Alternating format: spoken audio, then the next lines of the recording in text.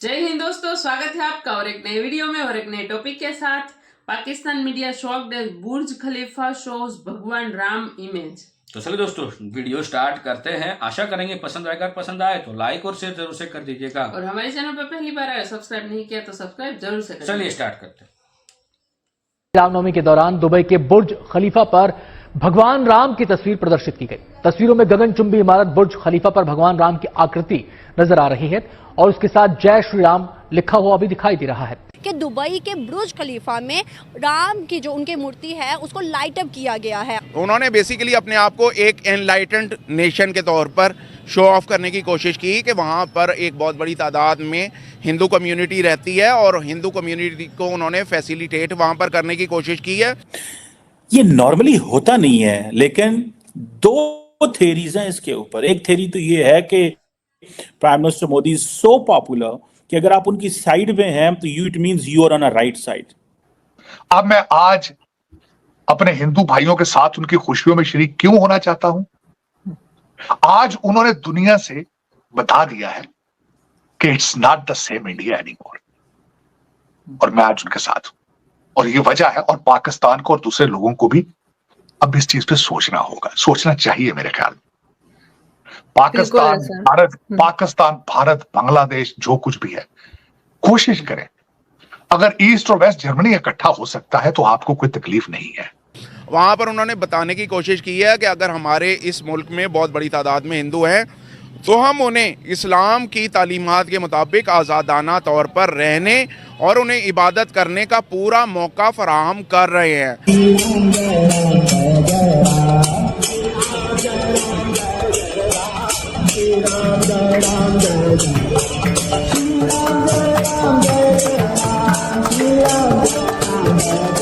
बहुत बड़े बड़े नाम है ये, मतलब ये इन इटसेल्फ इन्होंने बड़ा नाम कमाया है और it means everybody is supporting prime minister Modi.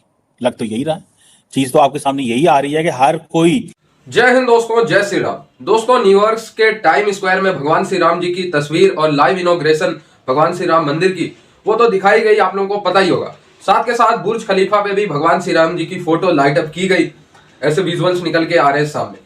Pakistan media में भी, पाकिस्तान में भी इस पे चर्चाएं बहुत जोरों शोरों से हो रही है कि बुर्ज खलीफा ने पाकिस्तान का झंडा तो नहीं लहराया और उसके एक दिन बाद भारत का झंडा भी लहराया। अब भगवान श्री राम जी की वहां पे तस्वीर भी लगाई।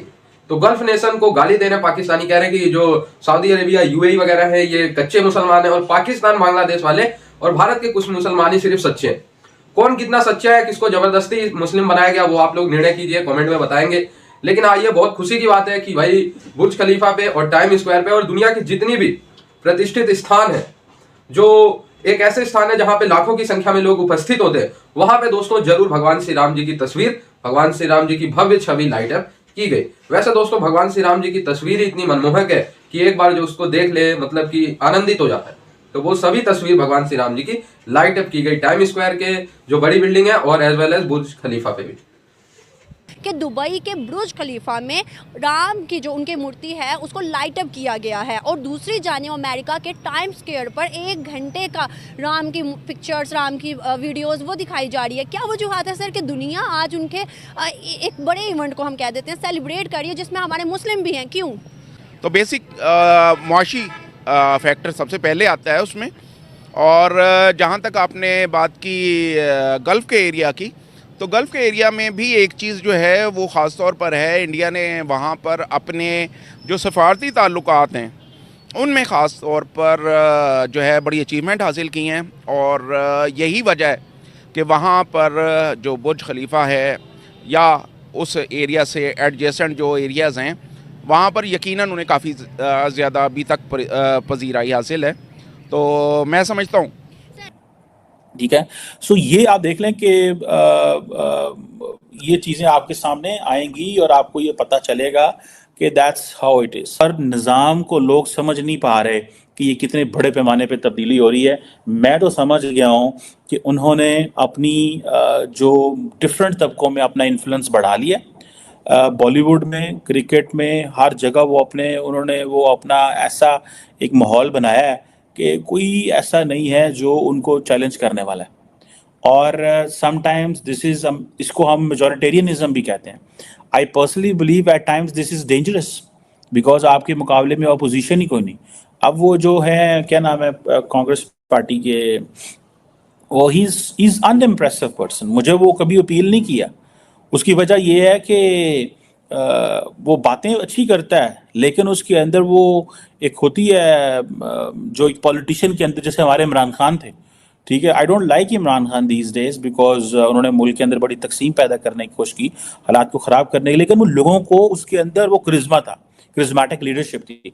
नरेंद्र मोदी जो है, उनके अंदर उस तरह जो है वो एक लोगों को अपनी तरफ अट्रैक्ट कर लेते हैं। Much of the changes they are making in the system, this is कि हमने एक ऐसी चीज़ें करने जा रहे हैं भारत के लिए कि ये भारत को एक नेक्स्ट लेवल पे लेके जाएगा। ये वो ट्रांसफॉर्मेशन कर देगा भारत की, ये वो तब्दीली कर देगा भारत की। I think this is what I personally, मेरी एक ज़ाती राय ये है कि ये शायद लोग शायद ऐसे समझते हैं, इसीलिए इनके अंदर ज़्यादा यूनिटी है, इसीलिए इनके अंदर ज़्यादा वो एक पैट्रियटिज्म ज़्यादा है, इसीलिए इन्होंने they are playing by the book. अपनी वो जो बुक है उसके तहत वो काम कर रहे हैं, और वो बुक यही है कि हम जो भी कर रहे हैं, this is we are doing for, वो इंडिया को के लिए कर रहे हैं। और इंडिया को वो जो एज एन एंटिटी समझते हैं, वो समझते हैं कि ये हमें एक मुस्तकबिल जो है हमने अपनी सिविलाइजेशन का बढ़ाना है।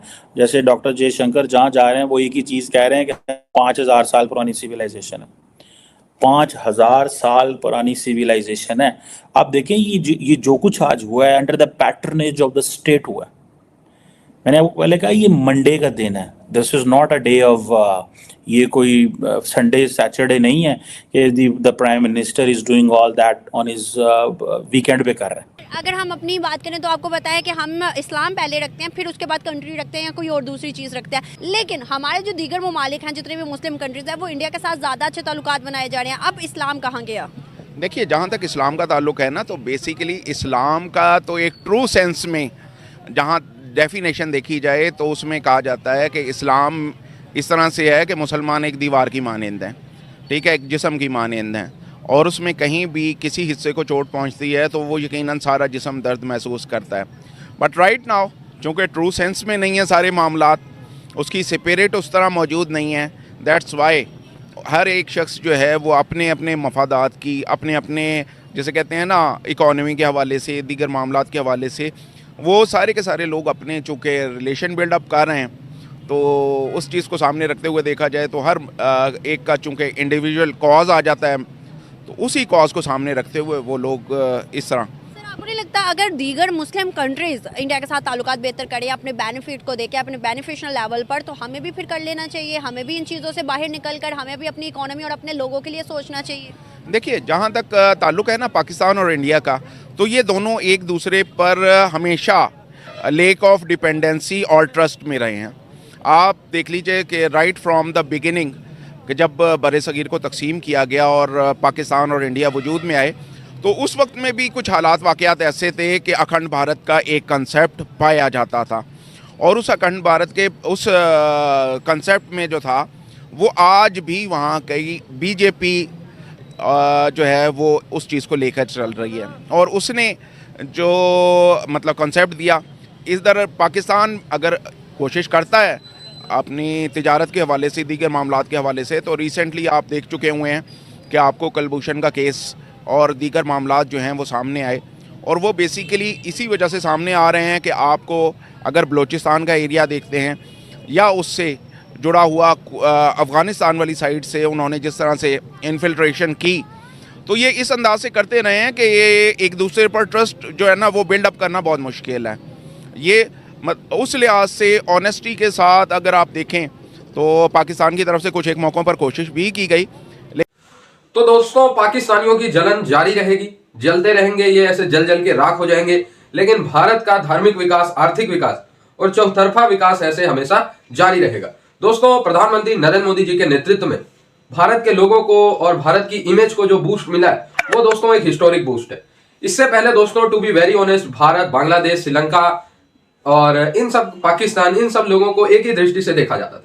लेकिन दोस्तों, जब से प्रधानमंत्री नरेंद्र मोदी जी का नेतृत्व आया है, तब से दोस्तों आप लोग देख लीजिए हर देश में भारतीयों को एक अलग रिस्पेक्ट दी जाती है। पहले आप लोग देखते थे कि न्यूयॉर्क के टाइम स्क्वायर पे लग रही है भगवान श्री राम जी की तस्वीर, बुर्ज खलीफा पे लग रही है, बुर्ज खलीफा पे तिरंगा झंडा फहर रहा है। ये सब आप लोगों ने देखा था पहले? कोई ऐसा लीडर पैदा हुआ था जिसने ये सब करवाया? थैंक यू दोस्तों, वीडियो को यहाँ तक देखने के लिए। कमर सीमा जो है हर बार होते ही रहते हैं। उसकी दो थियरी थियरी उसकी है। दो जो बुर्ज खलीफा में भगवान श्री राम की इमेज दिखाई है तो उसमें दो थियरी है। देखो, उसके प्राइम पास मिनिस्टर theory होती नरेंद्र मोदी जी बहुत ही स्ट्रांग है, वो सब पूरी दुनिया को पता है। तो भारत देश की आवाम भी बहुत स्ट्रांग है। आपकी तरह आवाम नहीं है हमारे देश की। हाँ। हमारे देश की आवाम वहां पे रहती है तो वहां की इकोनॉमी है उसको बूस्ट करती है, ठीक है। और इसीलिए उसको खुश करने के लिए, भारत को खुश करने के लिए, मोदी जी को खुश करने के लिए बुर्ज खलीफा पे भगवान श्री राम की प्रतिमा जो थी वो दिखाई, ठीक है। ये सब लोग कहेंगे, लेकिन पाकिस्तान क्या कहेगा?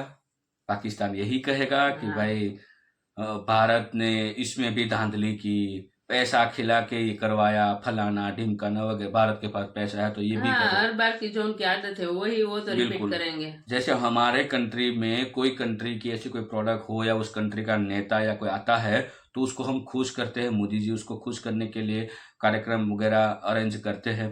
तो रीजन यही होता है भाई, ये जो पूरा जियोपॉलिटिकल है तो उसको समझना पाकिस्तान में आपके बस की बात नहीं है। हम भी छोटे हैं, हम भी नहीं समझ पाएंगे वर्ल्ड जियोपॉलिटिकल, ठीक है। तो बाकी भगवान श्री राम लल्ला हमारे देश पधार चुके हैं। अब बस सब लोग जो लोग बोलते हैं ना, मैं यही कहूँगा, एक रिक्वेस्ट करूंगा, अब हमें एक काम करना है। हम लोग बोलते हैं ना सुबह मॉर्निंग में good morning, good afternoon, good evening. ये मैं आज से करीबन 50-60 साल पहले जाए तो उस समय ये शब्द नहीं थे। इस समय एक शब्द था राम राम। याद हो, आपने कई सारी मूवी में भी देखा होगा राम राम या तो जय श्री राम। अब ये बोलना है हमें, राम राम, ठीक है। तो अब मत भूलिएगा, ये अब अंग्रेजों का शब्द निकाल दो। आता है, बहुत अच्छी बात है, आपकी डिक्शनरी में संभाल के रखो, जब आपको यूज होगा तब यूज कीजिएगा। लेकिन किसी को भी मिलोगे तो राम राम बोलिए या तो जय श्री राम बोलिए, जो हमारे पूर्वज बोलते थे। अब आपको समझ में आएगा वो क्यों बोलते थे, ठीक है। बाकी वीडियो आपको कैसी लगी ये आप हमें कमेंट में लिखकर बताइए। फिलहाल हम आपसे विदा ले रहे, मिलते हैं और एक नई वीडियो में आपके साथ। टिल देन, जय हिंद, जय भारत।